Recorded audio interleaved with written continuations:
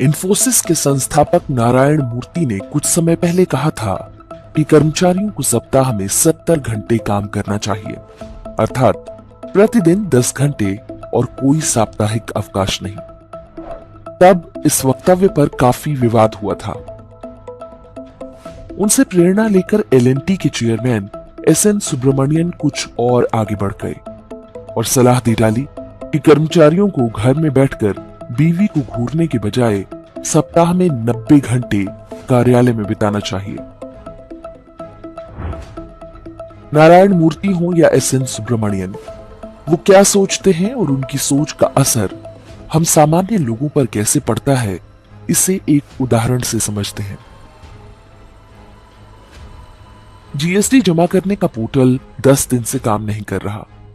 केंद्र सरकार को इसकी अंतिम तिथि 2 दिन बढ़ानी पड़ी। जीएसटी पोर्टल को नारायण मूर्ति की कंपनी इन्फोसिस ने डेवलप किया है।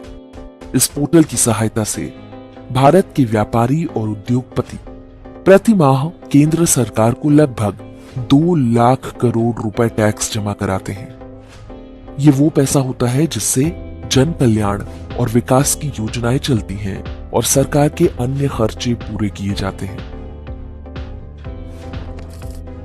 वर्ष 2017 में जीएसटी व्यवस्था आरंभ होने के बाद से ही इन्फोसिस का पोर्टल अखिल भारतीय सिरदर्द बना हुआ है।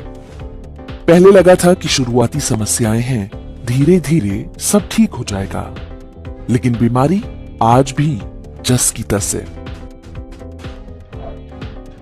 पांचजन्य पत्रिका ने वर्ष 2021 में इस बारे में एक कवर स्टोरी छापी थी। इसमें प्रश्न उठाया गया था कि कैसे भारत की अर्थव्यवस्था से जुड़ी सारी प्रमुख वेबसाइट्स और सॉफ्टवेयर इन्फोसिस के हाथ में है और इन सभी की स्थिति खराब है। इन्फोसिस ने वर्ष 2021 में इनकम टैक्स का नया पोर्टल बनाया था। कई दिनों तक वेबसाइट खुल ही नहीं पाई। सरकार को बार बार अंतिम तारीख बढ़ानी पड़ी, लेकिन पूरा सरकारी तंत्र इन्फोसिस का बचाव करता रहा।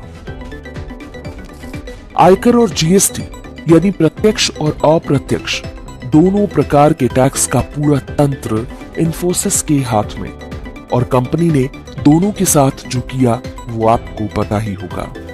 लेकिन कहानी यहीं पूरी नहीं होती। भारत के सभी बैंक फिनिकल नाम के जिस सॉफ्टवेयर पर काम करते हैं उसे भी इन्फोसिस ने ही बनाया है। फिनिकल की कार्यकुशलता के बारे में आप किसी भी बैंक कर्मचारी से पूछ सकते हैं। भारत के कंपनी मामलों के मंत्रालय यानी एमसीए की वेबसाइट भी इन्फोसिस ने ही बनाई है, जिस पर देश की हर कंपनी और उसके कारोबार का डेटा होता है। वेबसाइट्स जब कई दिनों तक काम नहीं करेगी और सर्वर ठप पड़ा रहेगा तो कर्मचारियों को 70 और 90 घंटे तक काम तो करना ही पड़ेगा।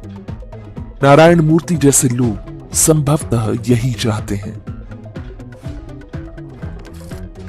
इन्फोसिस भारत की प्रमुख सॉफ्टवेयर कंपनी है, लेकिन ये कहां तक उचित है कि देश के पूरे टैक्स, बैंकिंग और कंपनियों का डेटा एक ही कंपनी को सौंप दिया जाए। नारायण मूर्ति का इतिहास भी बहुत ही संदिग्ध रहा है। वो अमेरिकी डीप स्टेट से जुड़े फोर्ड फाउंडेशन के ट्रस्टी रह चुके हैं। नारायण मूर्ति बड़े गर्व से बताते हैं कि वे वामपंथ से प्रभावित रहे हैं। इन्फोसिस कंपनी की नीतियों और विज्ञापनों में उनकी वोक वामपंथी विचारधारा स्पष्ट झलकती है। नारायण मूर्ति कांग्रेस, वामपंथ और उसके पूरे तंत्र को परम प्रिय है। जब भी सरकारी कामों में इन्फोसिस की कार्यकुशलता की बात होती है, पूरा कांग्रेसी तंत्र उनके बचाव में खड़ा हो जाता है। दूसरी ओर नारायण मूर्ति की पत्नी सुधा मूर्ति भाजपा और संघ को साधने का काम करती है। भाजपा ने उन्हें राज्यसभा पहुंचा दिया। नारायण मूर्ति भी समय समय पर प्रधानमंत्री नरेंद्र मोदी की प्रशंसा करते रहते हैं। ऐसे जताते हैं मानो भारत के विकास के लिए वे बहुत चिंतित हों, लेकिन उनकी कंपनी ऐसे काम करती है जिससे जनता को परेशानी हो और अंततः सरकार की छवि खराब हो। जीएसटी पोर्टल इसका सबसे स्पष्ट उदाहरण है। ऐसा लगता है कि इन्फोसिस चाहती है कि सरकार के प्रति जन सामान्य का भरोसा टूटे और देश में आर्थिक अराजकता की स्थिति पैदा हो। हम नहीं जानते कि इन्फोसिस और नारायण मूर्ति ऐसा जानबूझकर कर रहे हैं या अनजाने में, किंतु इतनी बड़ी कंपनी यदि राष्ट्रीय महत्व की सेवाओं को ठीक से नहीं दे पा रही है तो फिर क्या समझा जाए। इन्फोसिस के पास अमेरिका और यूरोप के देशों के भी कई ठेके हैं। उन देशों में उसके काम की गुणवत्ता ठीक क्यों हो जाती है? विदेशों में सरकारी ठेकों में लापरवाही पर कड़ा आर्थिक दंड भी लगता है, लेकिन जीएसटी और इनकम टैक्स जैसे पोर्टल के साथ खिलवाड़ के बावजूद इन्फोसिस पर कभी कोई फाइन नहीं लगा। भारतीय कंपनियों को बढ़ावा देना आवश्यक है, लेकिन ध्यान रहना चाहिए कि कोई कंपनी इस नीति का दुरुपयोग करके भारत के हितों को चोट ना पहुंचाने पाए। जीएसटी और इनकम टैक्स फाइलिंग में आ रही समस्याएं हों या भारत के करोड़ों करदाताओं के डेटा चोरी का संदेह, भारत सरकार को जनता को आश्वस्त करना चाहिए। अमेरिकी डीप स्टेट के किसी एजेंट पर आंख मूंद कर विश्वास करना कहीं आत्मघाती ना हो जाए।